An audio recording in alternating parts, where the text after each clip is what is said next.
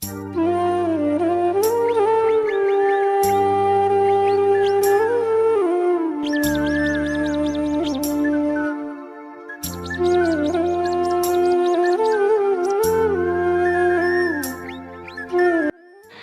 সকাল বন্ধুরা, আমি টুকুন নতুন একটি ব্লগে তোমাদের সকলকে স্বাগত জানাই।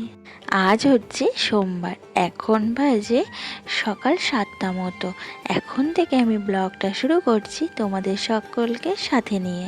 আজ সকালে উঠতে অনেকটাই দেরি হয়ে গেছিল, ওই 6টার মতো বেজে গেছিল। তাড়াতাড়ি করে উপরে এসে রান্নাঘরের বাসি কাজগুলো সেরেই আমি একধারে চা আর একধারে তরকারি বসিয়ে দিলাম।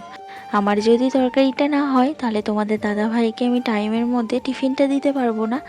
তো এদিকে দেখো আমার চাটা হয়ে গেছে, আমি এখন ছেঁকে নিচ্ছি। তো আজকে না একটু ইচ্ছা করলো দুধ চা খাই। ফ্রিজে তো দুধ থাকে আমার সব সময়, শুধু তোমাদের দাদাভাইয়ের জন্য দুধ চা খাওয়া হয় না। দাদাভাইয়ের গ্যাসের সমস্যার জন্য দুধ চা খেতে চায় না, তো সবার জন্যই বানিয়ে নিলাম দুধ চা। আর এদিকে দেখো দুষ্টুটা স্কুলে যাবে না বলে বায়না ধরেছে, কারণ বৃষ্টি শুরু হয়েছিল। তো আমি বললাম তাহলে আর স্কুলে যেতে হবে না। তারপর এক্ষুনি বৃষ্টি থেমে রৌদ্র উঠেছে। আমি বললাম বেকার বেকার স্কুলটা ছুটি না করে স্কুলে পাঠিয়ে দিই। দুষ্টুটা তো কিছুতেই যাবে না, কান্নাকাটি শুরু করে দিয়েছে, তোমরা তো দেখলেই। তো জোর করে পাঠিয়ে দিলাম, এই যে ড্রেসটা পরিয়ে। আর কি বলো তো, স্কুল যেতে হবে না বলেছি তো, ওর টিফিনটাও খেয়ে নিয়েছে। তো এখন স্কুলে গিয়ে কি খাবে তাই কান্না শুরু করে দিয়েছে। আমি বললাম যাওয়ার পথে তো দোকান পড়বে, বাবা একটা টিফিন কিনে দেবে। তারপর ভালোভাবে স্কুলে চলে গেল আমার দুষ্টু বুড়োটা। আর আমি চলে এলাম ওপরে। এসে এখানে দেখো আটা মেখে নিয়েছি, আর এই যে রুটি করে নেবো। তো বেশি রুটি আমার সকালে করতে হয় না, 6-7টা মতো রুটি করলেই হয়ে যায়। তো এখানে আমি রুটিগুলো একে একে সব বেলে নেব, কারণ রান্নাঘরে তো আমার জায়গা নেই, তোমরা ভালো রকমই জানো, তোমাদেরকে বলেছি। আর তোমরা তো দেখেছো আমার রান্নাঘর সব সময় তোমাদেরকে দেখায়, ছোট্ট একটা গলি মতো রান্নাঘর।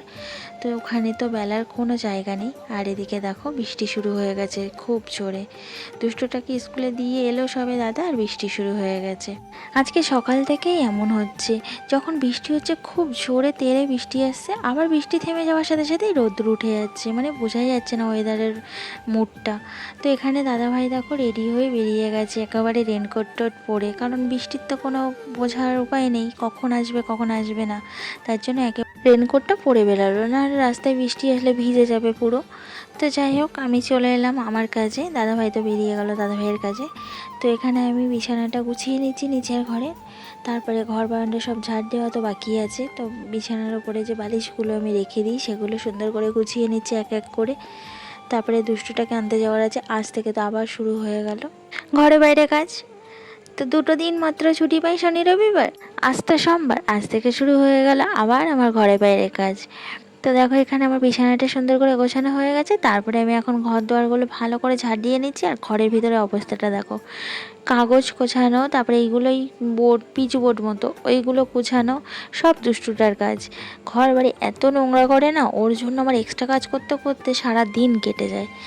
আর দাদাভাই আজকে এই হেলমেটটা নিয়ে যায়নি, কারণ দাদাভাইয়ের কাছে আরেকটা হেলমেট আছে, সেটা নিয়ে গেছে। তো হেলমেটটাও দেখো একটু ভিতরের দিকে ঠেলে ঢোকাবে তা না, সামনে বাইরের দিকে রেখে দিয়েছে। দেখো আমাকে সব সরিয়ে সরিয়ে তারপরে ঝাড় দিতে হচ্ছে। তো চলো, আমি ঝাড় দেওয়াটা তো কমপ্লিট হয়ে গেছে, এবার আমি স্নানটা সেরে নেবো, তারপর দুষ্টুটাকে আনতে যাব। 9:30 বাজে। আজকে আর ঘর পুছবো না, কালকে ঘর পুছেছিলাম। প্রত্যেক দিন না ঘর পোছা আমার পক্ষে সম্ভব হয় না, কারণ অনেকটাই টাইম লেগে যায়। তো স্নানটা সেরে নিয়ে এই যে রেডি হয়ে বেরিয়ে পড়েছি, আর চলে এসেছি রোডে। অনেকটাই দেরি হয়ে গেছিলো আমার, খুব জোরে জোরে হেঁটেছি।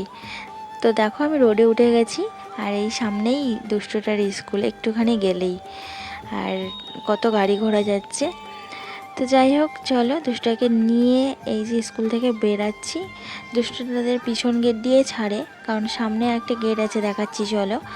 তো ওদের নার্সারি আর মানে কেজি এই ভিতরের গেট দিয়ে ছাড়ে। আর এই যে দুষ্টুটা দৌড়াচ্ছে দেখো কেমন, মানে কিছু বলার নেই, শুধু দুষ্টুমি। রাস্তাতে দেখো না কি করবে, আমার কথা একটুও শুনে না, যত বলি আমার হাত ধরে হাঁট, দৌড়াদৌড়ি শুরু করবে। আর এই যে ওদের স্কুলের সামনেটা, তো এইটা হলো মেন গেট, এই গেটটা দিয়েই সকালবেলায় ঢোকে। তো চলে এলাম বাড়িতে, টোটো ধরে সোজা। আর এইটা আমাদের বাড়ি, দেখিয়ে দিলাম একটুখানি। তো বাড়িতে এসে আবার কাজ শুরু করে দিয়েছি। তো এখানে দেখো মাছ নিয়ে এসেছিলাম দুষ্টুটাকে নিয়ে আসার সময়, একটু মাছ বাজারে গেছিলাম, অনেক দিন হয়ে গেল মাছ খাওয়া হয় না। তাই ভাবলাম আজকে একটু মাছ নিয়ে যাই। আর কথায় আছে না, মাছে ভাতে বাঙালি, তো একটু মাছ না হলে হয় না কিন্তু বাঙালিদের। আর বেসিনে দেখো কত বাসন, তো মাছটা থাক, আগে বাসনগুলো মেজে ধুয়ে নিই, তারপর মাছটা কাটবো। আর এই দেখো কত রৌদ্র, একটু আগেই ঝমঝমে বৃষ্টি হচ্ছিল, মানে আকাশের কথা না বলার মতো নেই। এই রোদ তো মানে সে হাসি কান্নার মতো, এই হাসি এই কান্না। তো বাসন মাজা হয়ে গেছে, কিছুটা বাসন আমি বাসনের ঝুড়িতে উবুর করে দিয়েছি, আর এই মিক্সির বাটি আর চায়ের বাসনগুলো আমি ঘরে জানলাতে উবুর করে দিচ্ছি। এখানটায় দেখো কত সুন্দর রৌদ্র পড়েছে, আমার বাসনগুলো এক্ষুনি শুকিয়ে যাবে, তারপরে তুলে রেখে দেবো। তো তোমরা আমার ভিডিও রেগুলার যারা দেখো তারা তো সবাই জানো যে এই সংসারের সব কিছু দায়িত্ব আমার কাঁধে।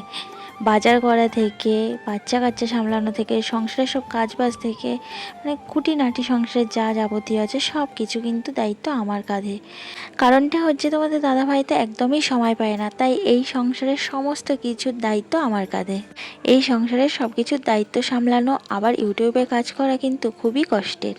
তো দেখো এখানে আমি সবজিগুলো কেটে নিয়েছি, এখানে কেটেছি কুমড়ো, পটল আর শাকের ডাঁটা, আলু কেটেছি, এটা একটা চচ্চড়ি মতো করব। আর এদিকে কেটেছি বেগুন আর আলু, মাছ দিয়ে তরকারি করব। তো এই যে এটা প্রথমে বসিয়ে দিই রান্নাটা, কুমড়ো আলু ডাঁটা চচ্চড়ি মতো করব, সেটা বসিয়ে আমি মাছটা কেটে নেব। এই সংসারের দায়িত্ব কাঁধে নিয়ে নিজের শখ আহ্লাদের কথা এক প্রকার ভুলেই গেছি, জানো তো। সত্যি কথা বলতে নিজের কোনো শখ আহ্লাদ বলে কিছু নেই। হ্যাঁ, একটাই শখ আছে, নিজের বেডরুমটাকে সুন্দর করে সাজানো। তো সেই বেডরুমটা সাজাতে গেলে অনেক কিছু মানে আসবাবপত্র লাগে, সেইগুলো দিয়ে আমার বেডরুমটা সাজানোর খুবই শখ। সেই শখটা যে কবে পূরণ হবে আমি জানি না, সেই শখটা যেদিন পূরণ হবে সেদিন আমি সত্যি ভীষণ খুশি হব।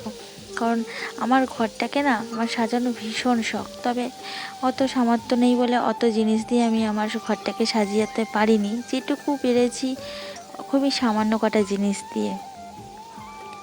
তো দেখি যদি ভগবান সহায় হয় তো একদিন ঠিকই পারবো।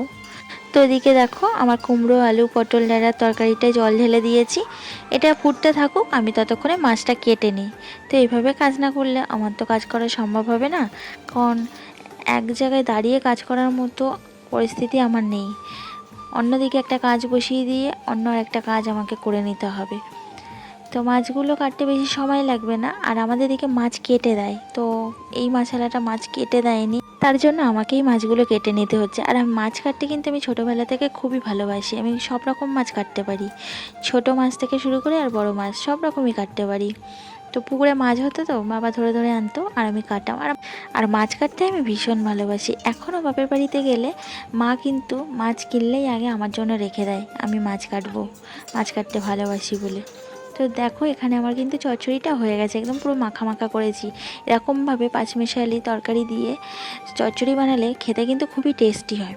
তো সর্ষের তেলটা ফুরিয়ে গেছিলো, তো প্যাকেট আনলাম আবার একটা সর্ষের তেলের। তো এখন সর্ষের তেলটা আমি ঢেলে নিচ্ছি, আর সর্ষের তেলের প্যাকেটের প্রচুর দাম। কি করব বলো, একটু তেল টেল দিয়ে না রান্না করলে কিন্তু সেই রান্না খাওয়া যায় না।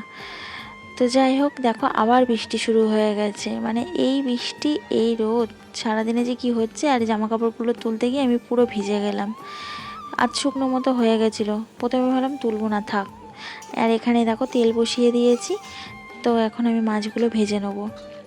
আর এই মাছগুলো ভাজলে নাকি ফাটে, আর বলো না, লেজাটা যেই তেলে দিয়েছি আর এত জোরে চট করে ফেটে উঠেছে, দেখো আমার হাতে পুরো তেল ছিটকে গেছে, হাতটা পুড়ে গেল। তো আস্তে আস্তে করে এই যে আমি এখন যাচ্ছি, দেখি মাছগুলো কি অবস্থা।